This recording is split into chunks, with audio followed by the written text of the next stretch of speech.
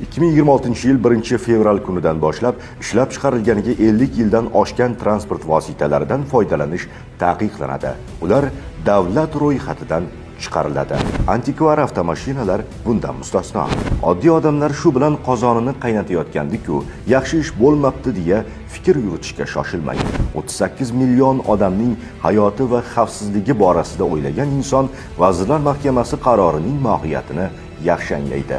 To'g'ri, ma'nan eskirgan, texnik nosoz bo'lgan bunday avtomashinalar shundoq ham nisbatan kam.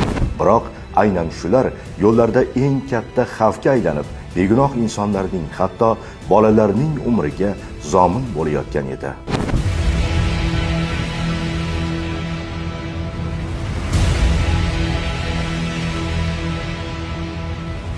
Shuningdek, 1-fevraldan boshlab umumiy vazni yuki bilan 44 tonnadan ortiq bo'lgan yuk avtomobillari hamda karyerlar, konlar va shaxtalarda qo'llaniluvchi maxsus transport vositalari, yuridik shaxslarga tegishli yo'nalishsiz taksilar hamda antikvar avtomototransport vositalari uchun alohida seriyali davlat raqam belgilari joriy etiladi.